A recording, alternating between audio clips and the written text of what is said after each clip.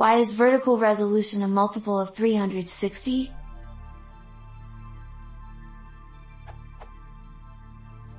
YouTube recently added 1440p functionality, and for the first time I realized that most vertical resolutions are multiples of 360.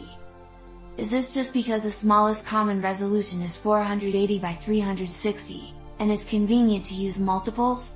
Not doubting that multiples are convenient, and or was that the first viewable/conveniently sized resolution, so hardware, TVs, monitors, etc., grew with 360 in mind?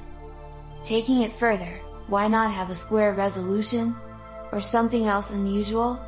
Assuming it's usual enough that it's viewable. Is it merely a pleasing the eye situation?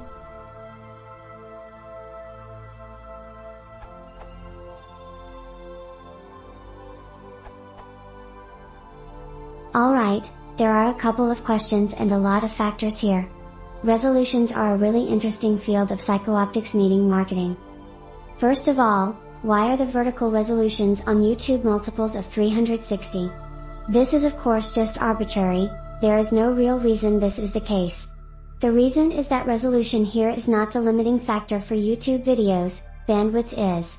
YouTube has to re-encode every video that is uploaded a couple of times, and tries to use as little re-encoding format/bitrate/resolutions as possible to cover all the different use cases. For LoRa's mobile devices they have 360 by 240, for higher res mobile there's 480p, and for the computer crowd there is 360p for Tushin/multi-user landlines, 720p for DSL and 1080p for higher speed internet. For a while there were some other codecs than H.264, but these are slowly being phased out with H.264 having essentially won the format war and all computers being outfitted with hardware codecs for this.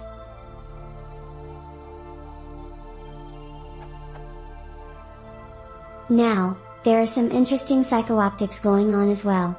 As I said, resolution isn't everything. 720p with really strong compression can and will look worse than 240p at a very high bitrate. But on the other side of the spectrum, throwing more bits at a certain resolution doesn't magically make it better beyond some point. There is an optimum here, which of course depends on both resolution and codec. In general, the optimal bitrate is actually proportional to the resolution.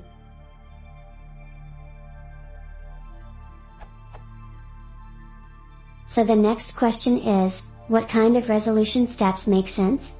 Apparently, people need about a 2x increase in resolution to really see, and prefer, a marked difference.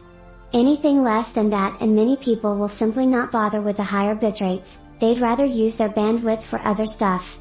This has been researched quite a long time ago and is the big reason why we went from 720 by 576, 415 pics, to 1280 by 720, 922 pics, and then again from 1280 by 720 to 1920 by 1080, 2 MP. Stuff in between is not a viable optimization target. And again, 1440p is about 3.7 MP, another 2x increase over HD.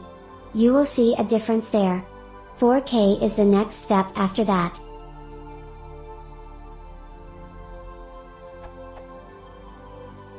Next up is that magical number of 360 vertical pixels. Actually, the magic number is 120 or 128. All resolutions are some kind of multiple of 120 pixels nowadays, back in the day they used to be multiples of 128. This is something that just grew out of LCD panel industry. LCD panels use what are called line drivers, little chips that sit on the sides of your LCD screen that control how bright each subpixel is. Because historically, for reasons I don't really know for sure, probably memory constraints, these multiple of 128 or multiple of 120 resolutions already existed. The industry standard line drivers became drivers with 360 line outputs, 1 per subpixel. If you would tear down your 1920 by 1080 screen, I would be putting money on there being 16 line drivers on the top/bottom and 9 on one of the sides. Oh hey, that's 16 to 9. Guess how obvious that resolution choice was back when 16 to 9 was invented.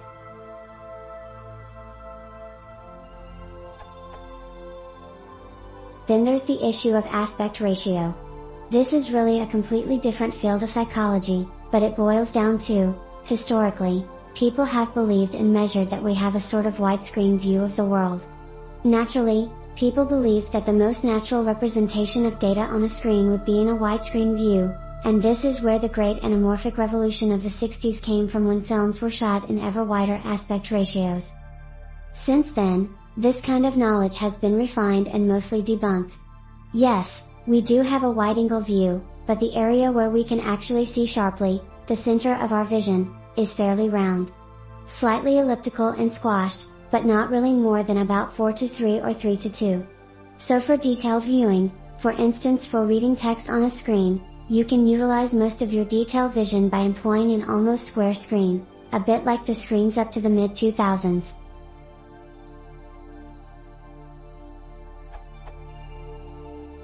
However, again, this is not how marketing took it. Computers in the olden days were used mostly for productivity and detailed work, but as they commoditized and as the computer as media consumption device evolved, people didn't necessarily use their computer for work most of the time. They used it to watch media content, movies, television series and photos. And for that kind of viewing, you get the most immersion factor if the screen fills as much of your vision, including your peripheral vision, as possible. Which means widescreen.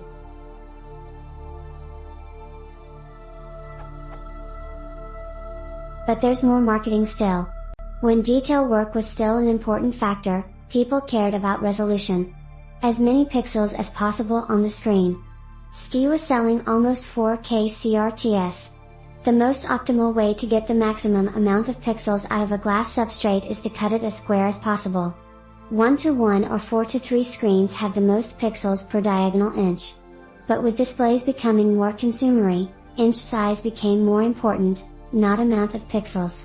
And this is a completely different optimization target. To get the most diagonal inches out of a substrate, you want to make the screen as wide as possible.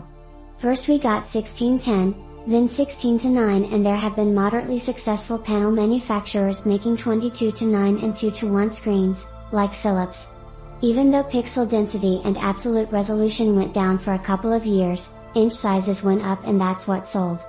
Why buy a 19 inches 1280 by 1024 when you can buy a 21 inches 1366 by 768? Eh?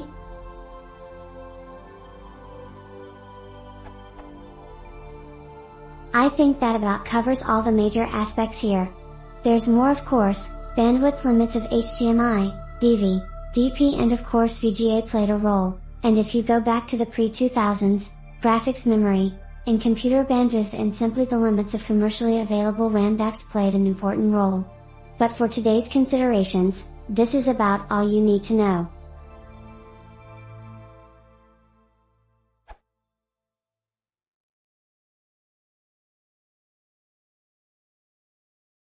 If you want to support the channel, please consider subscribing.